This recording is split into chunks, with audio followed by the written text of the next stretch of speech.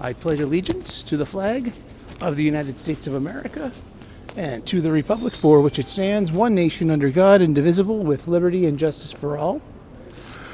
Oh, who say, can you see by the dawn's early light what so proudly we hailed at the twilight's last gleaming, whose broad stripes and bright stars through the perilous fight o'er the ramparts we watched were so gallantly streaming. And the rocket's red glare, the bombs bursting in air, gave proof through the night that our flag was still there. Oh, say does that star-spangled banner yet wave o'er the land of the free and the home of the brave? So 5:10 a.m. in the morning. Oh boy, that's good to know. Buses are going to be shuttle buses this weekend. Oh, great. Well, that's all right. It's part of the slog. Slogging in, slogging out. Welcome to Live and Learn. It's the Gratitude Show, first thing in the morning. From Boston, Massachusetts, United States of America, North America, planet Earth, which is the third stone from the sun in the solar system, outer spiral arm, Milky Way galaxy, local group, Virgo cluster, Laniakea supercluster, known universe, smuggled within the yet to be fathomed and unplumbed multiverse of possibilities. Welcome to your day. It's Thursday. It's in late January. And it's winter time. It's cold. It's about 15 degrees Fahrenheit, which is 10 degrees warmer than the other day, huh?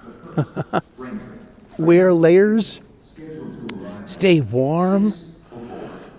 You know, so it's going to be, it can get up to 20 degrees warmer later on in the day when the sun's out. So, you know, have a few layers you can get rid of, you know, during the day. And, not yet, is it? I was going to say. I've been here in the subway all morning. There've been subway trains going like back and forth all night. Usually they go to sleep between like, you know, 1 a.m. and 5 a.m. I was on it's Live and Learn. It's the Gratitude Show. This is the show about gratitude, right? Where we talk about gratitude and its impact on a human being's life. I start off my gratitude list with something called the Foundation 8. I don't repeat it over and over again for content's sake. A little bit, yeah, sure. It's because I needed to develop an emotional, spiritual, and psychological muscle memory in order to pull this off. And I needed that good old wax on, wax off. You know, because I know it works for me. I had took the gratitude list idea, I adapted it, and I adjusted it for this human being's existence. And it's unlocked a lot of potential in me, and I love it. I mean, I want to pay this forward. I want to hear it from y'all, from yous guys out there in TV land. Let me know about what are you grateful for? How do you pull off a gratitude list? Do you? What's the impact that it's had on your life? I've been doing the gratitude list for about 5 years now. It's I started on paper. I've moved over to this video list thing because I am a content creator. And, you know, like I said, I want to pay this forward. I learned this from the internet, from the YouTubes, from a YouTuber. And I want to pay it back. I want to pay it forward. Here comes the train. Here it comes. Your favorite part of the show, right? When the choo-choo comes in. It's not a choo-choo. It's an electric train. Yesterday, I'm taking this very subway, this red line from work to home here. And at the Park Street station, while the doors are open, we see this huge spark, this electric flash and accompanying, you know, sound of electricity. And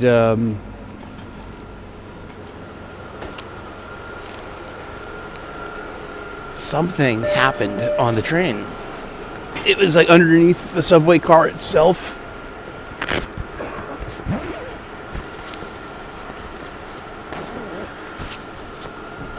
Oof, hello, can you hear me?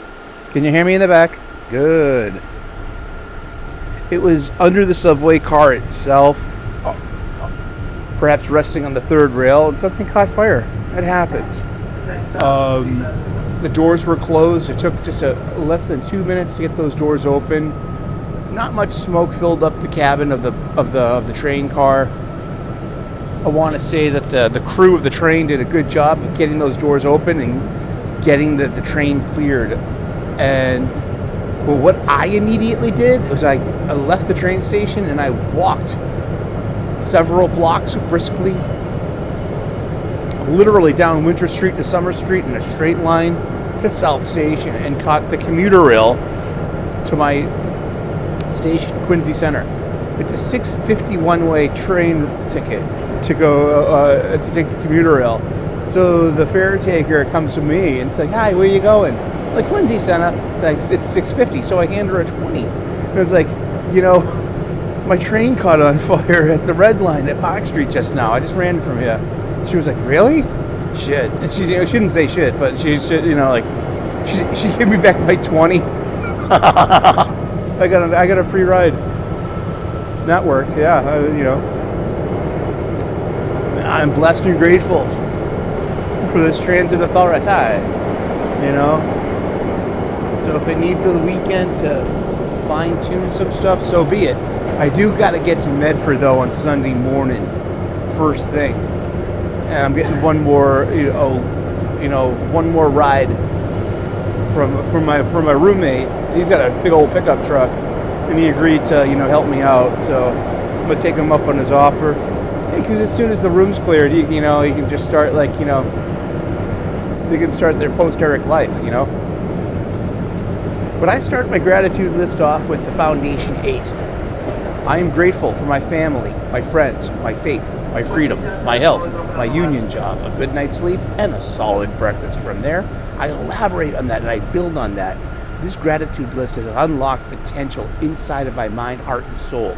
What it's done is, it's through gratitude, through counting your blessings, it has given me perspective. Through that perspective, I have found a greater purpose.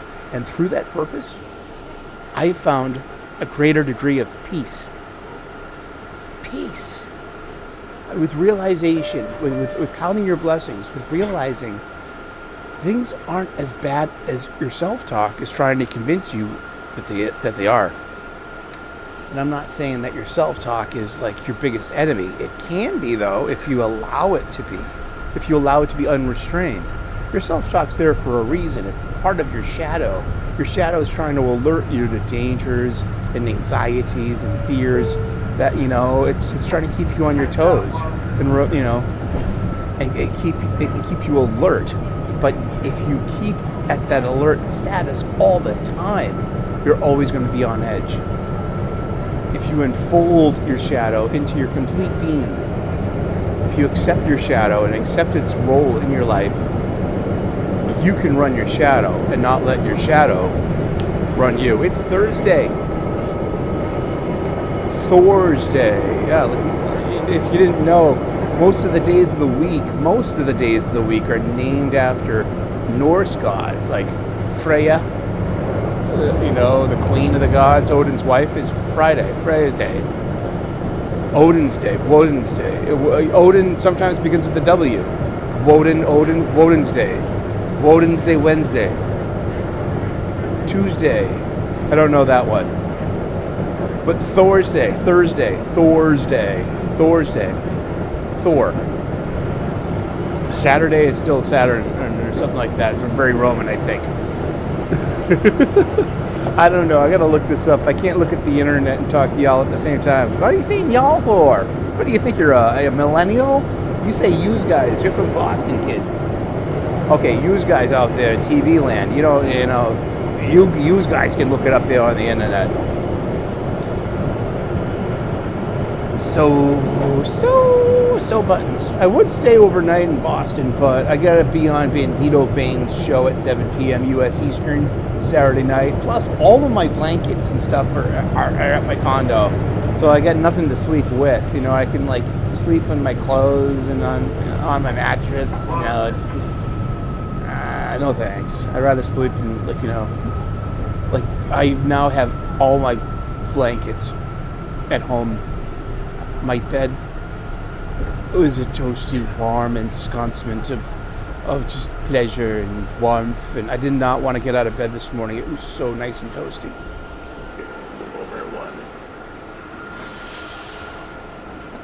So people can see it on their butts, on their keisters. People sit on their keisters. I kept it warm for somebody too. I hope they're grateful and blessed for the warmth of my cheeks. I'm being cheeky. I'm cracking up. I don't want to be the butt of your jokes. Hi, me. And happy. I hope you're having a good day. I hope you're having a good life. I mean that to everyone, especially all my exes. All my exes live in Texas. That's why I reside in Tennessee. That's right. I mean, why not? No, all those exes are literally 20 years gone, in a way. I mean, Dee Dee's 15 years. So that's, and I had a dream about her the other night. And so I had an anxiety dream this morning that I woke up from. I basically slept all through the night. And I think I woke up about 3 o'clock now. My alarm goes off at 3:47 a.m. currently, which is great because it's like, that's good. That's good. Yeah. Any later, I was just kind of pushing it. I feel, because I like my mornings. I have breakfast. I had a half of a ham and cheese croissant. It's a week old, so it's a little stale, but you just microwave it. Come on, it's cheese and it's cold cut meat. It's ham. It's not gonna go bad really quickly. No, I mean, oh gosh, and it's like I'm just slowly unboxing stuff, and it's like I have to find places to put shit, and then when I have an unboxed box, I keep it. And I'm going to fill it up with mom stuff and then call one of those, women's shelters that make pickups because I don't have a car. I need help with that. And,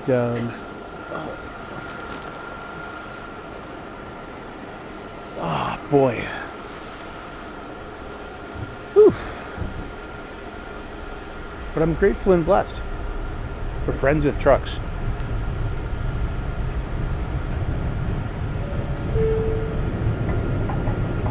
Yeah.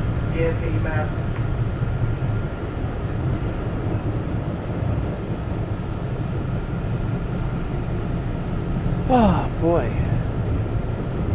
I gotta go to bed earlier. Seriously, I was watching. Okay, this is my guilty pleasure. I watch crime TV. I got this Vizio TV. So a Vizio just patches into the Wi-Fi, and it gives me a menu of common-free stations, and a lot of I got like 360 crime from the A&E network, and then some other stuff, and of course it's about the South Boston. It's about the Winter Hill Gang of Boston. I'll watch that shit endlessly. I grew up in that shit. I'm a good kid. I mean, like, I'm the only male member of my dad's side of the family not to do any time. Knock on wood. No arrests, no juvenile record, no adult record, nothing like that. I mean, I'm a good guy. I was a good kid. You know what I mean? I'm a civilian. I'm not a jobber. I've never taken a lift in a hot box. You know? But I grew up in the South Boston projects, the old harbor projects. It was renamed the Mary Ellen McCormick Housing Development in the mid-1980s. But I grew up in Old Harbor. By then I was 12, 13 years old. And then Mayor Flynn started integrating the projects too. Before then, it was kind of segregated. It was unspokenly segregated. There wasn't a law that segregated the projects. It was just more of an institutional dictum that you put the Irish people in Southie, and you put, different folks in different neighborhoods. And, and then that was, and you can classify that in a way, not in a way, but you can classify that as institutional racism, sure. I mean, but also it wasn't the enforced multiculturalism. I don't know, the enforced multiculturalism is, it's not a modern thing, but it's more of like, I don't know. It's just, I don't have an opinion about it. People, I still think people are people, but do people thrive if they're just, if they're neighborhoods in Boston used to be very culturally identifiable. South Boston was an Irish place. The North End was an Italian place. East Boston, very Italian. Charlestown, very Irish. Dorchester, very Irish. But time moved on, and different people moved in. I'm blessed and grateful for all, my coworkers. Everyone I work with, very few people are natural-born Americans. Most of the people I work with are naturalized, non-English, non-native, non-English speakers. You know what I mean? They all know more than one language. They all have a story to tell. They all came from somewhere else. They all had to travail to get here to America, where things are better than where they came from. I work with a lot of Latinos and Latinas from the Caribbean and from South America and Central America. Guatemalans, El Salvadorians, Colombians, Hondurans, Venezuelans, Dominicanas, and Dominicanos. A couple of Puerto Rican people, Guatemalans. Did I say Guatemalans? Chapins, Catrachos, Guanacos. Those are the names. It's just like I speak a little Spanish. I'm grateful and blessed that I learned some Spanish. It's gone a long way. I mean, seriously, it gives you a sense of respect that you get a sense of respect that is only attainable from immersing yourself in the culture and the language. You're making an effort, I learned Spanish in my 30s and 40s. I don't speak Spanish fluently or well, but I speak what is known as kitchen Spanish, and I use it every day. I'm a little bit disappointed at President Trump for taking down the Spanish version of the White House website. I am for him making English the official language of the United States of America. Seriously, I mean, there is no more appeal to a culture to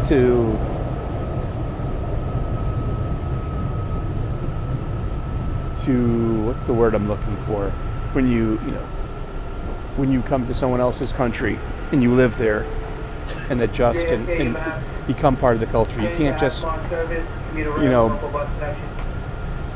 insist on your way of life. You left your country, you left your way of life for a reason. You came here for a distinct reason.